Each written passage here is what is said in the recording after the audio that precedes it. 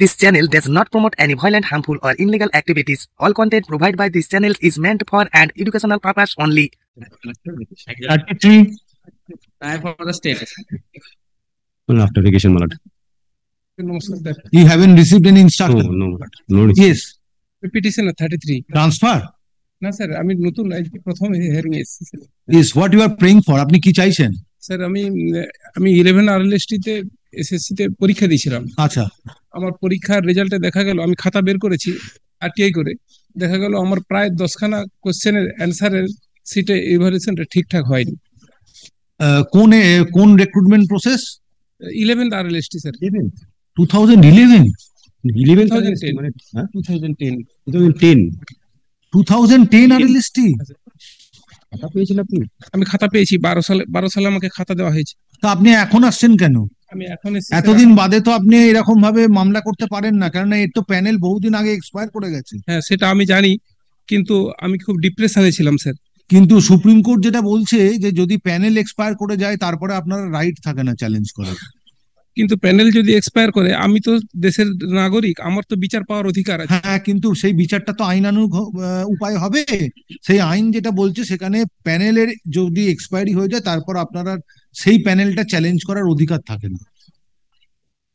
কিন্তু কারণ আপনার জায়গায় একজনের অ্যাপয়েন্টমেন্ট হয়ে গেছে, সেটেলড পজিশন, সেটাকে আর এতদিন বাদে আনসেটেল করা যায় না।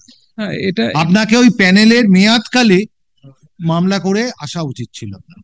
আমার তো স্যার, আমি উইভার বাবু স্যার। আপনি বলুন যে আপনার রিক্রুটমেন্ট প্রসেসটা কবে হয়েছে? রিক্রুটমেন্ট প্রসেসটা 11 সালেই কমপ্লিট। 11 সালে যখন কমপ্লিট হয়ে গেছে, তার মানে 12 সালে প্যানেল শেষ হয়ে গেছে, 13 সালে।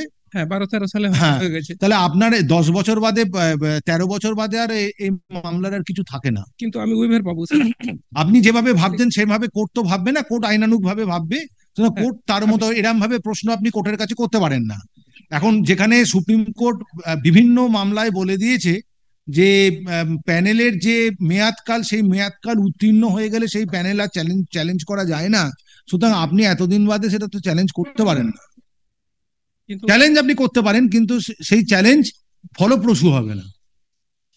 আচ্ছা, ফলপ্রসূ হবে না কি না জানি না, আমি উইভার পাবো। এই কেসটা স্যার না হোক, এটা ফ্রড এবং মিস্টেক এই জাতীয় কিছুতে আমি উইভার পাবো।